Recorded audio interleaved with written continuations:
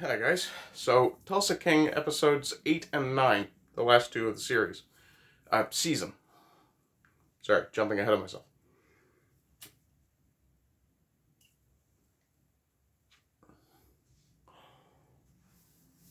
So, once they finish the recap for the first, and there's going to be lots of spoilers, because I'm thoroughly disappointed at how this ended.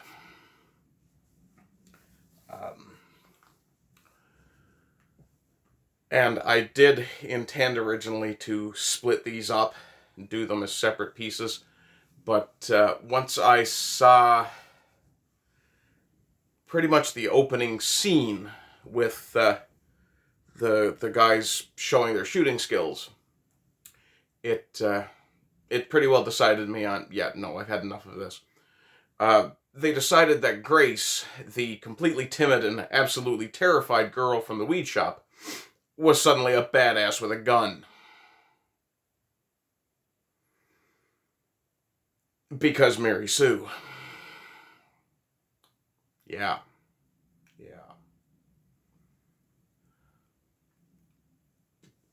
At least I assume that was their whole point.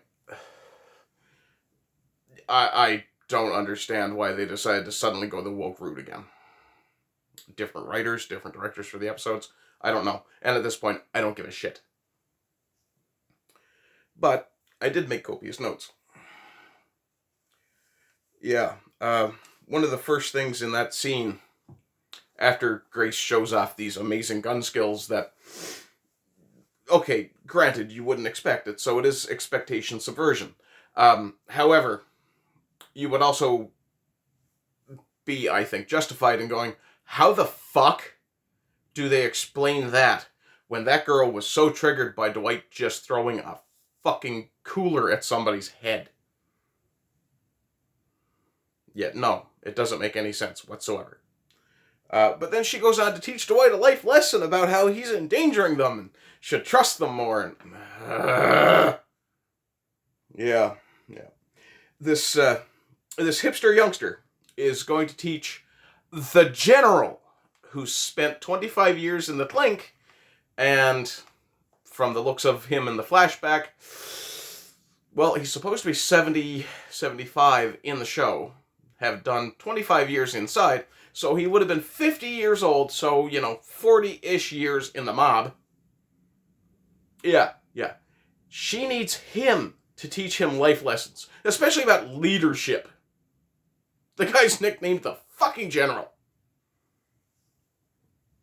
And he's basically the right-hand man of a mob boss before he goes away. Yeah.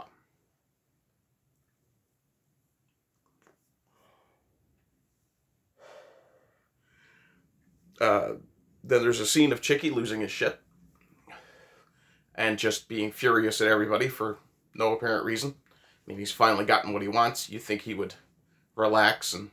Yeah, I understand there's things he has to deal with. Loose ends that he needs to clear up. The problem is that he's angry. That's not the old mob guys. They're not supposed to be wildcats. They're not supposed to be madmen. They're supposed to be... There's a code.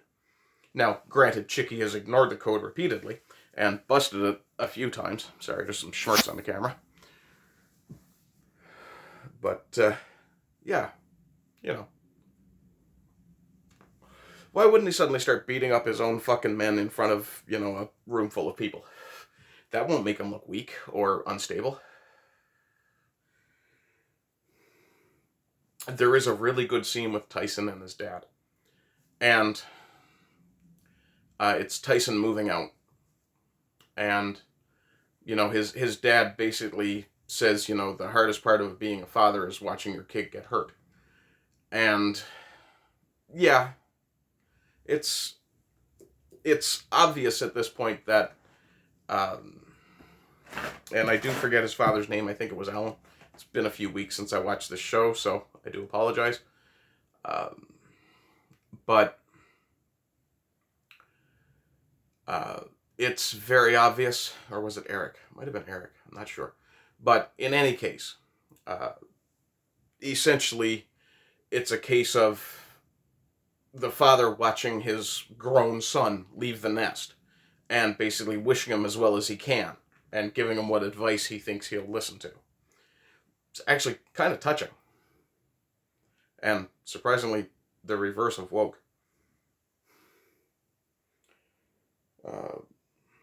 There's a scene where Waltrip sends the two corrupt cops after Dwight. Dwight bluffs them beautifully and basically BTFOs them. And they basically drop out of the story after that. But I did point out that there's a certain degree of plot armor involved for Dwight at this point. Because, if... And some solid...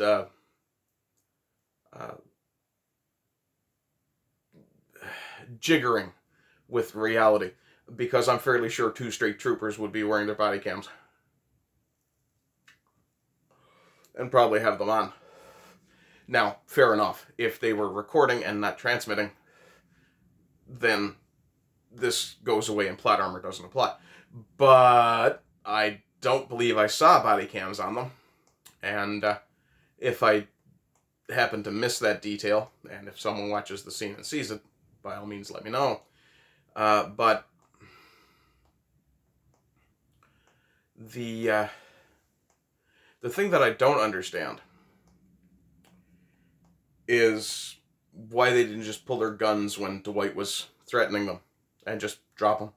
I mean, it's what Waltrip would have wanted. But whatever. I guess there's only so far they're willing to go.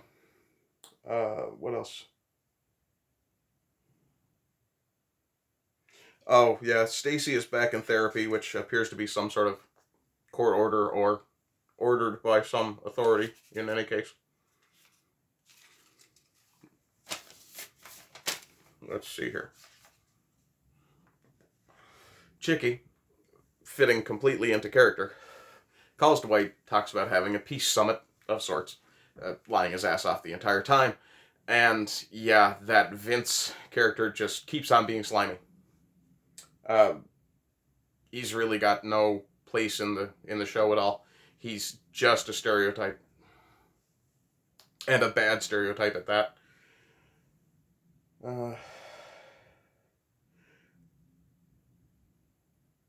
At the end of the episode, this is episode 8, at the end of the episode, Stacy, after saying that she was done with Dwight, shows up at his hotel and gets shot by the bikers who are gunning for Dwight, while saving his life, because Dwight's got plot armor. Doesn't even get hit. Yeah. Okay. Stacy does get shot. Episode 9, they recap. I don't know if it's bad editing or bad acting that makes it look like Stacy is shot and then reacts very, very hesitantly, or what, but this whole that she does is wow. And I really hope they did more than one take for that. But yeah, not the greatest bit of acting. But that's the recap for episode 9 that actually showed me that when I saw it the second time. And I kind of had a moment with it when I first saw it. So yeah, episode 8, I got to downgrade it to a 6.5 at best. Especially with all the woke shit that showed up.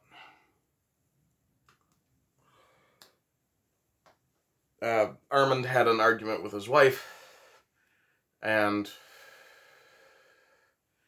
yeah, Armand, oddly enough, seems to be sticking true to character, which is ironic, especially a little later. But yeah, I understand where his anger comes from, and that gets explained a little bit more in episode 9. So it does flick to a flashback showing exactly how Dwight ended up in jail, because Chicky was always a nutcase. And Dwight ended up having to put a guy down to kind of spare him some pain. So it was a mercy killing. But it does show very clearly that the reason Dwight went to jail was Chicky. And I don't know that Chicky has ever tried to make it right. Or even accepted responsibility for it. Which, probably part of the bad blood between them. Waltrip just shows himself to be a madman. He takes out one of his own in the middle of a coming conflict. Really? I thought Waltrip was supposed to be some sort of criminal mastermind. No, Mad Dog. Armand, yeah, the next scene then is Dwight and Armand talking about what had happened not long after Dwight went to jail. And, Armand basically confesses about how he froze up and he was terrified and all this kind of stuff. And he ran because he was afraid. And, of course, he's never going to run again and all this kind of... So it does explain where the anger at his wife came from when his wife had suggested they should leave or get divorced.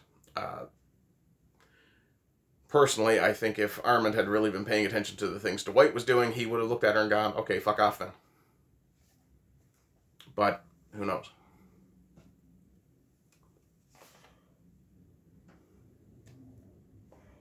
Let me see. Oh, there is a decent joke about how you shouldn't trust anything that can run and shit at the same time. Which, I'll be honest, was kind of funny.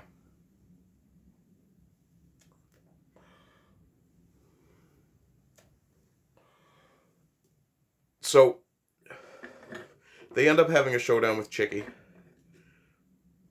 where Dwight presents Goody with a choice to stay in Tulsa with Dwight and turn his back on Chicky. Or, which basically, essentially, it boils down to Chicky being the new way versus Dwight's traditional style. Kind of. And Goody decides to stay with Dwight. Okay, fair enough.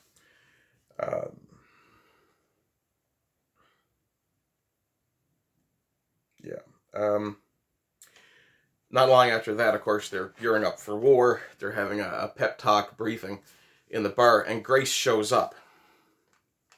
Grace has been given a pass because she's a woman. And Grace was timid. Very, very easily triggered. Remember? Well, I remember, and you might remember, and Pepperidge Farm might remember, but apparently the writers don't fucking remember. Because Grace rolls in like Linda fucking Hamilton in Terminator 2. Yeah, let's do this. What? No. That's bad writing. And, yeah, I mean, she was given an out and she made a stupid fucking choice, in my opinion. But there's a reason that Grace had to be there. Anyway, they reveal out of nowhere that Bodhi is apparently a hacker. Okay. He didn't exactly give that impression when he showed Dwight all his money and said, you know, you're not the only criminal in Tulsa. There was no indication that he was a hacker even in that scene. But, whatever. Oh, bloody hell. There was one wonderful outcome to that scene, though, where Bodhi hacks Waltrip's laptop. While it's in ATF custody, for some reason, and they kind of do a bit of fumbly tell not show when they talk about how 90% of malicious mischief on the internet is the result of incompetence. But Bodhi then, of course, hacks Waltrip's laptop while it's in ATF custody, mind you. Okay, and he steals all of Waltrip's money directly out of his account. Watching Waltrip lose his mind over that actually got a smile and a chuckle out of me.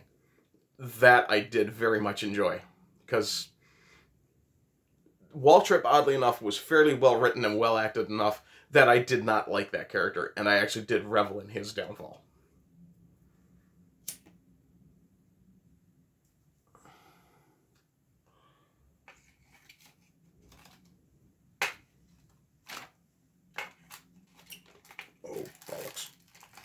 Get in there.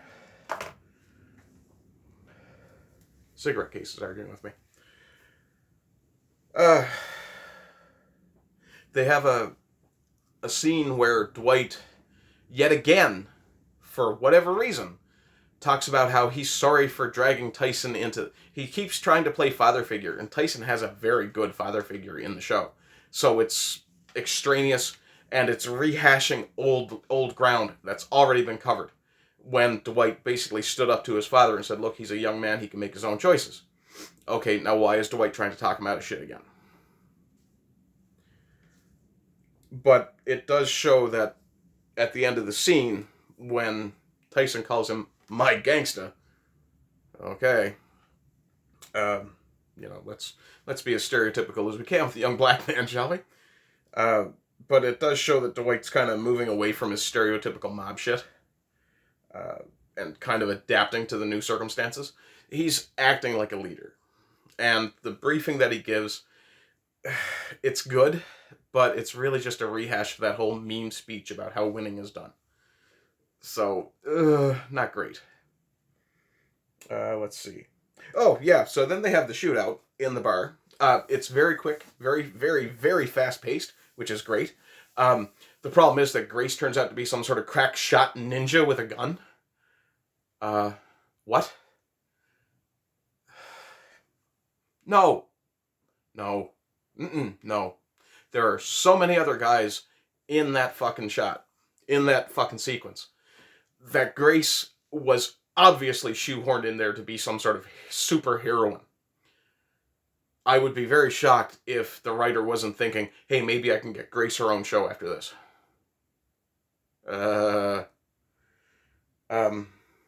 But yeah, the pacing and the speed of the shootout, it's very, very fast. It's lightning quick and it's over. And that was great. I like that because, A, it's very realistic. Because most fights generally happen very fast, whether they're gunfights or not.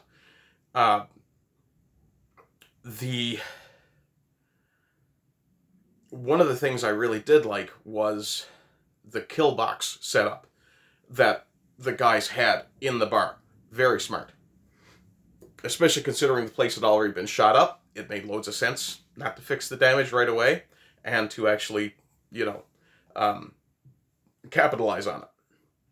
So yeah, pretty smart. I think by chance, to be honest. From what I feel about this writing, I think it was just by chance that they came up with that. Or possibly there were more than one writer and one of them was very smart and actually convinced the other or others to go along with them. But it was, again, very well done. Except for Grace being a fucking ninja with a pistol who couldn't be touched by a bullet. I mean, I know she's skinny, but she's not that small a target. And that was another thing that was a departure from the 80s pattern. Lots of people caught bullets, not Dwight. No shock there. But it was a bit of a departure from the 80s pattern that the show seemed to be rolling on early on.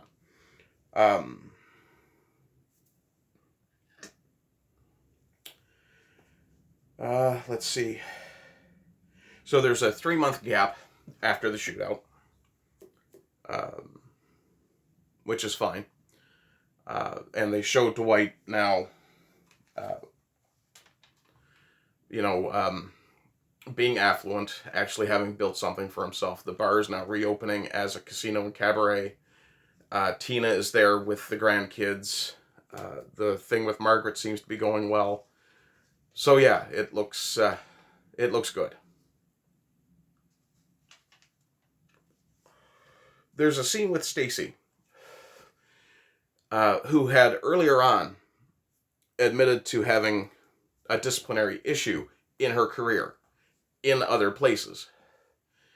And yet somehow Tulsa decides that they're going to reinstate her to full duty. And this is after Dwight has given her $1 million to try to make it right. And,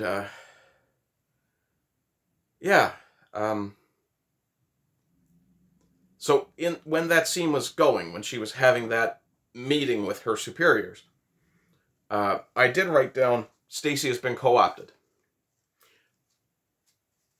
or they're attempting to co-opt her against Dwight.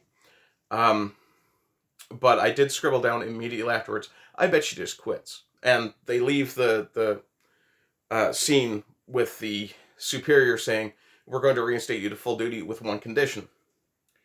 And as I said, I bet she quits. Well, I was right about the co-opting, but I was wrong about her quitting. She ends up hanging Dwight out for bribery. So Dwight is arrested at the end of the show. In his moment of victory. It's a terrible ending.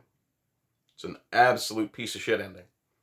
No, nobody really wanted a happy ending for a gangster. Fair enough. But the only person who really got a happy ending out of this is Chicky.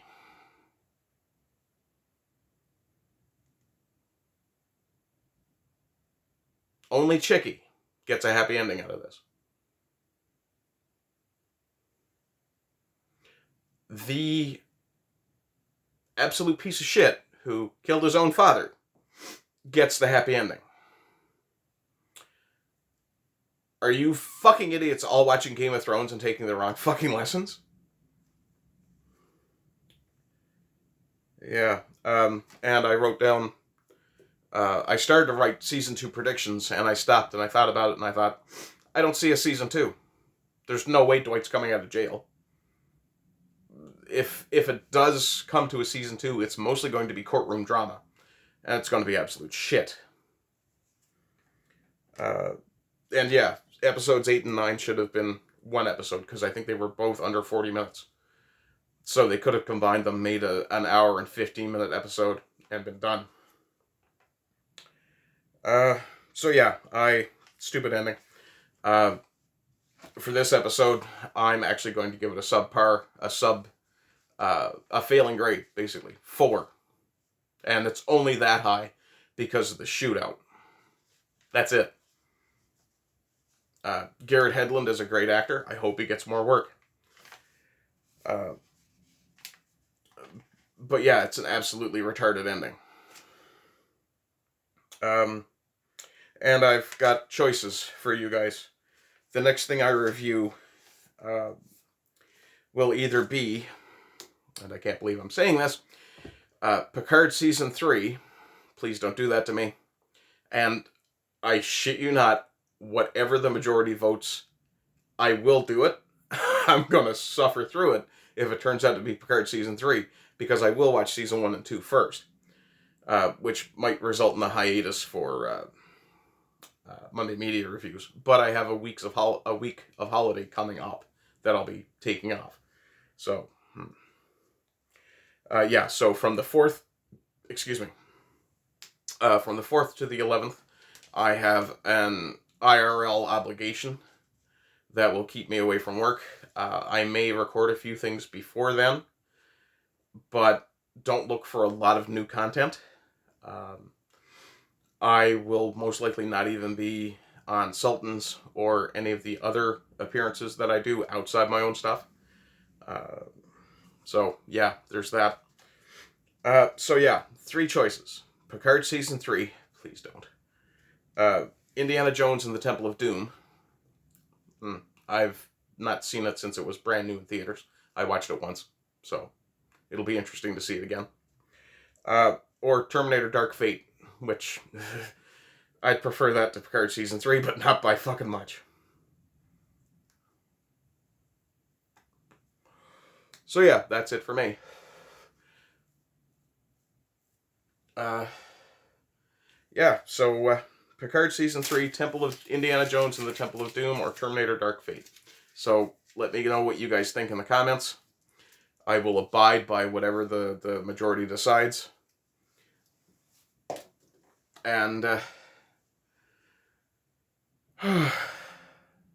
yeah. So, anyway, Tulsa King, I still appreciate the Storm of Mormon and the Shade Master. Same guy, don't tell anybody. But I do appreciate the recommendation from my friend. But dear God, it's,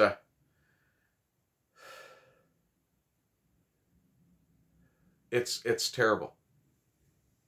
I really feel like I wasted weeks of my life on this. It was an enjoyable show up to this point, but yeah, um, if you're already at the point of being invested up to episode 7, you might as well watch the whole show. And you may take it differently than I did. You may very well find that the ending is perfectly fitting. Somehow. In any case, guys, I hope you're having good days. I hope you continue to have good days. And of course, as always, rise and rise again until lambs become lions. Oh, by the way, I'm finally starting to feel better. Also, like, share, subscribe, and comment. And check Rumble.